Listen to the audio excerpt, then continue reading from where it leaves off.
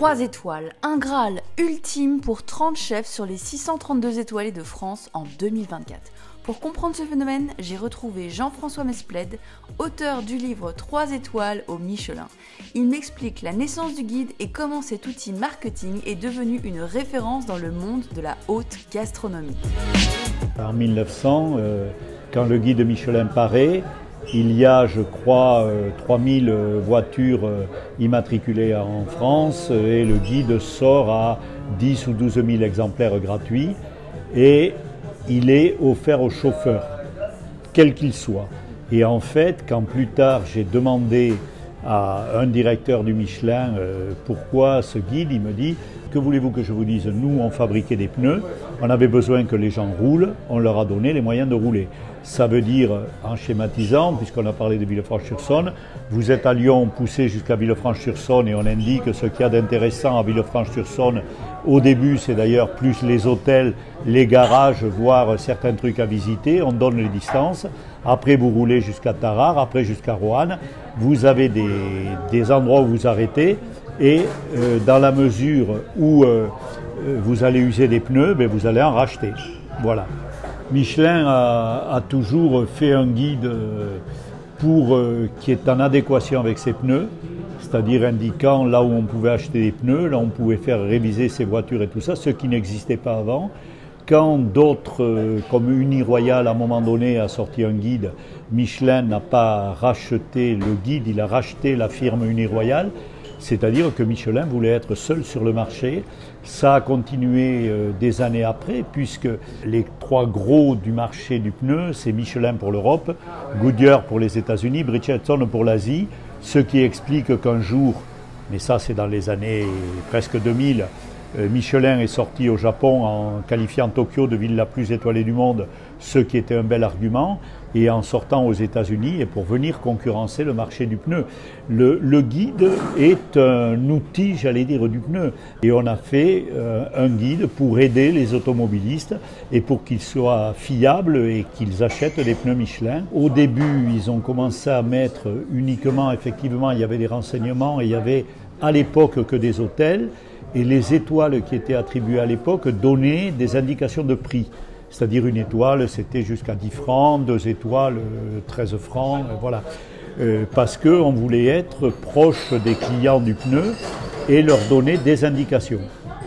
Ensuite, Michelin a décidé, autour des années 20, quand le guide justement est devenu payant, de mettre des étoiles de bonne table, au début qui n'étaient pas tout à fait classées comme aujourd'hui. Et l'année 31 est importante parce que c'est là qu'on a eu 1, 2 et 3 étoiles avec la signification d'aujourd'hui. Et 33, la première année vraiment où il y a eu toutes les régions, puisqu'en 31 et 32, il n'y avait que la province. Et à partir de 33, il y a eu Paris. Depuis quand le guide Michelin recourt-il à des inspecteurs et comment sont-ils formés? Je pense que la mise en place des inspecteurs date à peu près d'après la guerre, mais disons les années 50-60, parce qu'avant, ils se basaient sur les courriers qu'ils recevaient, sur des influenceurs comme par exemple le Club des 100 qui donnait son avis et tout ça, et le travail que faisaient certains un peu sur le terrain, mais le fait qu'il y ait des inspecteurs salariés et salariés de Michelin date, à mon avis, des années 60, guerre avant. Ils sont recrutés sur CV, donc ça veut dire que souvent c'est des anciens qui ont été dans la cuisine ou dans la restauration, qui ont fait une école hôtelière. Ensuite, si je prends mon exemple, moi je n'ai pas fait d'école hôtelière, la seule formation que j'ai eue et qu'on m'a donnée, c'est de passer 15 jours dans l'univers Michelin pour découvrir la maison, comment elle fonctionnait, avec les gens du pneu, d'aller sur le terrain et de visiter un peu tout ça. Et ensuite, chacun a son métier, c'est-à-dire qu'eux vont sur les routes et vont voir les hôtels et les restaurants. Et voilà, c'est le contact qu'ils ont. Ils sont salariés Michelin à plein temps, ça veut dire qu'ils ne travaillent que pour Michelin. Certains sont très discrets et ne veulent pas être reconnus. D'autres, comme dans beaucoup de métiers, sont très flattés quand ils sont reconnus. Le tout, c'est qu'ils restent objectifs dans leur jugement et qu'ils soient conscients qu'ils font un travail important. L'inspecteur ne travaille pas pour lui, l'inspecteur travaille pour les clients du guide. Mais beaucoup de restaurateurs diront que leurs premiers inspecteurs, ce sont quand même leurs clients. Voilà, et l'inspecteur du Michelin doit se comporter comme un client lambda. Comment travaillent les inspecteurs?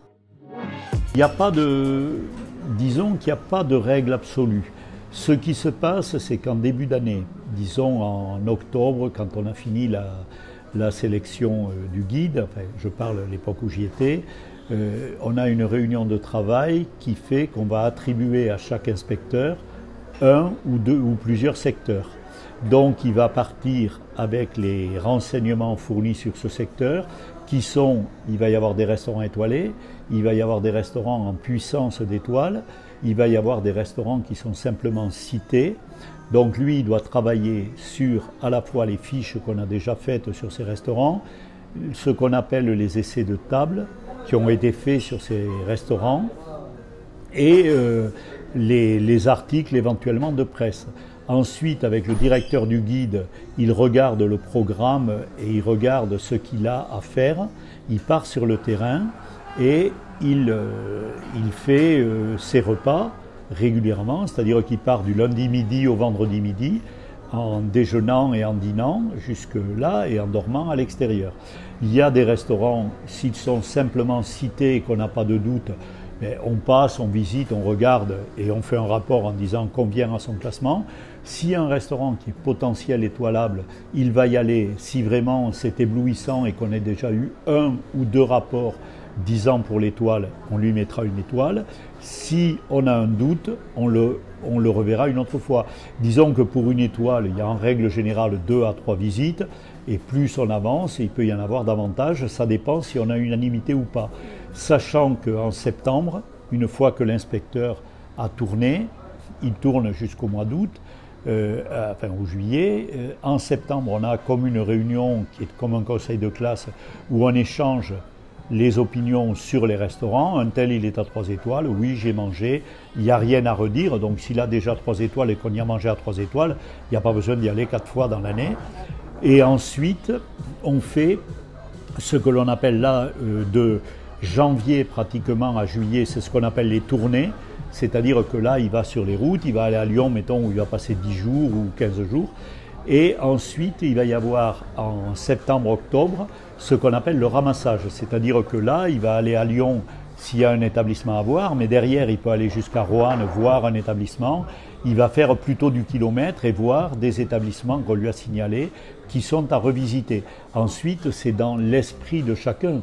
C'est-à-dire que si un inspecteur pense que l'établissement vaut l'étoile, il n'y a pas de raison de l'enlever ou de ne pas la mettre.